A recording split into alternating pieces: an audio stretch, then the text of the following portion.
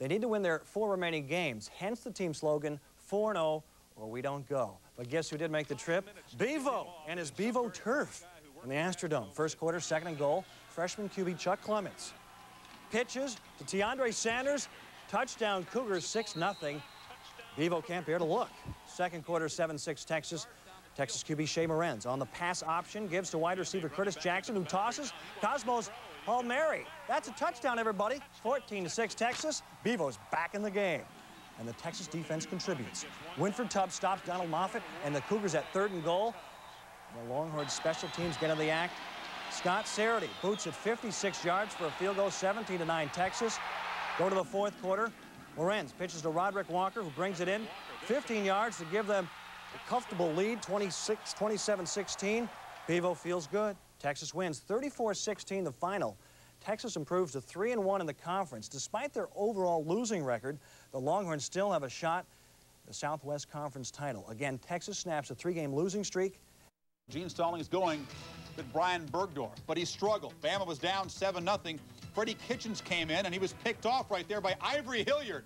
He used to be a quarterback in high school. Look at the option pitch to Tony James, takes it to the 42. It set up a touchdown run. Stallings pulls Bergdorf right there. Yeah, you look here. Palmer gave up on the play. If he'd have kept going across the middle, Chris, he may have deflected the ball. But Palmer a chance for redemption here, CJ. Rolls left as he's playing quarterback and finds Todrick Malone down to the Tigers' 30. Same drive. Early in the 4th quarter, Palmer rolls, eludes, and Terrence Lynch makes a shoestring grab right there, cuts the lead to 14-7. But on Bama's next possession, Palmer, who had the team driving on the overthrow right there, Rodney Young picks it off. 4 interceptions for LSU in the second half. And Curly Hallman beats the man who coached him at Texas A&M, Gene Stallings. A huge, huge win a few miles from his hometown. And Alabama will not defend their national championship. They now have only unbeaten in the Big Ten Rose Bowl race. And Raymond Harris pounds it right up the middle. Ohio State impressive early, up 7-0. Wisconsin comes back in the second quarter. Darrell Bevel flings it up. Lee DeRamus comes down with it to tie the game at 7. It was 14-7 after this touchdown run by Brent Moss.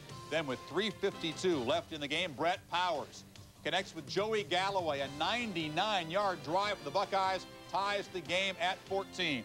Badgers driving, a chance to win it with 7 seconds to go. But Rick Schnetsky's field goal is blocked on a great effort by Marlon Kerner. The game ends in a tie. The Buckeyes, though, nicked up.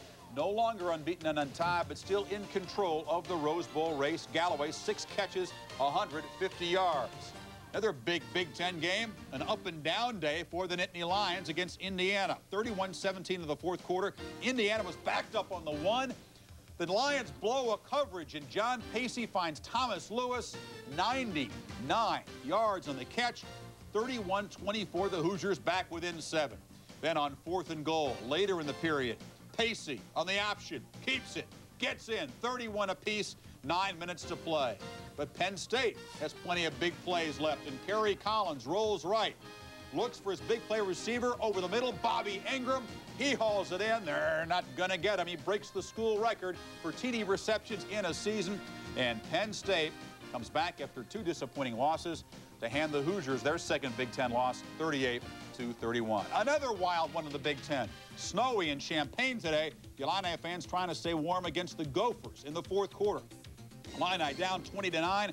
Johnny Johnson to Gary Voelkel for a touchdown. Back comes Illinois. 12 seconds to go. Johnson, this time to tie T.D. Dother, who bounces off people and gets to the end zone, 25 yards. It's 21-10. The Illini take the lead. The 2-point conversion made it 23-20. Another dramatic comeback victory for Illinois. 2 weeks ago, they beat Michigan on the game's final play. Their bowl hopes are still alive. Needing a win to keep the bowl hopes alive, and keep that in mind. Tommy Frazier here rolling out, finds Tremaine Bell near the goal line, and Bell fighting and scuffling his way into the end zone.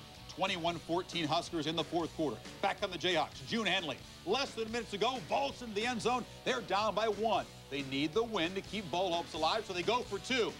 But as Shiki Preston's pass falls incomplete in the end zone, and Nebraska escapes, they remain unbeaten and untied. But what does it do to them in the polls? Calvin Jones, 195 yards. They've now won their 25th consecutive 9-win season. Louisville and Tennessee. The Volunteers at home midway through the 1st quarter. Heath Schuler The great agility gets in the end zone.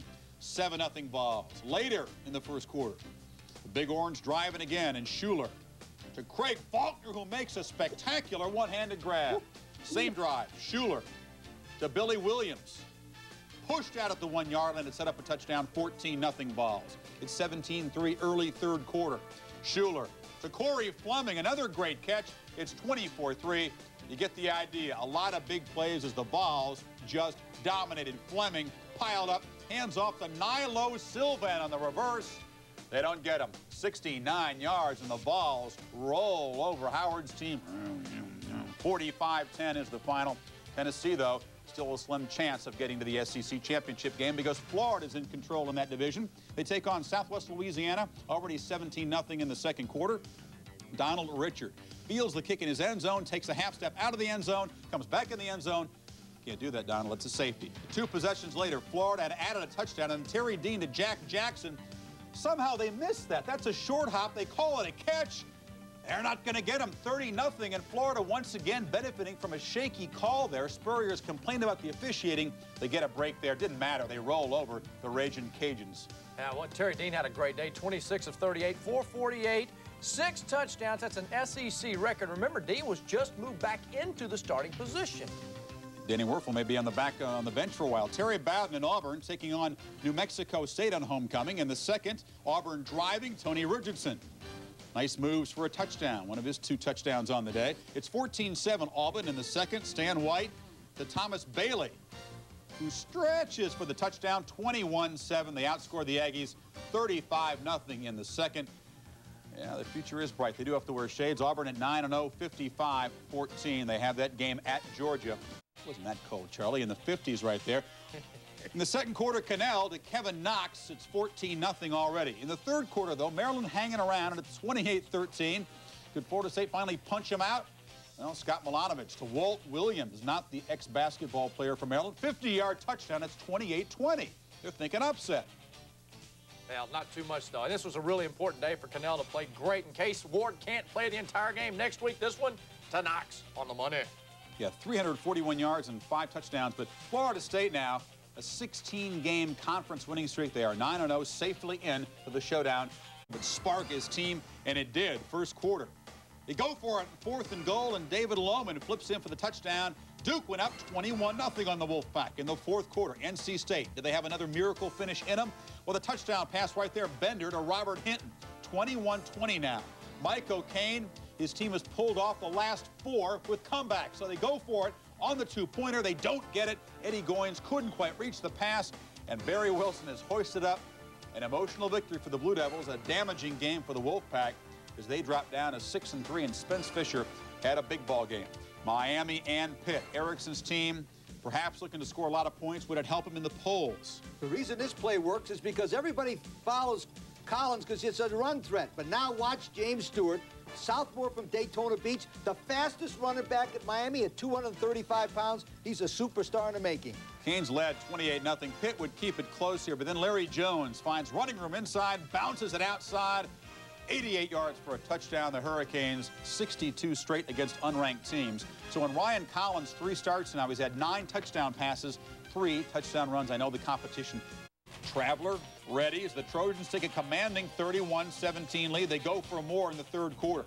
Rob Johnson to Deion Strother, breaking through all kinds of guys. 38 yards for the touchdown, 36-17. USC pouring it on to the third quarter. Johnson flush, then fires and hits Ken Grace for a touchdown. Second of the year for Grace. USC is rolling at this point. They win it big. Johnson, a school record, 23 touchdown passes. He breaks Rodney Peete's record. Johnny Morton, a Pac-10 record for receiving yards in a season. Washington moves the record up to 6-3 by beating Oregon State, but it wasn't easy, 28-21. And for the third straight year, beats Kentucky. Damaging loss for the Wildcats' bowl chances. And a bittersweet day for Memphis State. They beat Ole Miss. The Rebels are reeling, but Steve Matthews, the quarterback for the Tigers, suffers a broken leg. Mississippi State and Arkansas tie 13 apiece. Tim Stewart finally got back on track and went deep to Charles Johnson. In traffic, CJ hauls it in, and Colorado goes up 17-7 in the third quarter. Stewart looking deep again, and watch this circus catch by Charles Johnson. He's going to be playing on Sundays, as they say, sometime soon on the day. 6 catches, 121 yards. In the fourth quarter, Michael Westbrook, the other half of that receiving tandem, has had kind of a quiet year, but he takes a little inside screen and shows the strength, breaking tackles, and they're not going to get him. 72 yards, and the Buffaloes go on top, 31-7 down in Stillwater. Pat Jones, not much he can do, but look away. 31-14 is the final. Colorado gets that win to be eligible for a bowl. And Foley is a big reason why. In the first quarter, he flips it to Ivan Boyd on the little screen to the wide receiver. He picks up some blocks and picks up 50 yards all the way to the Tech 19.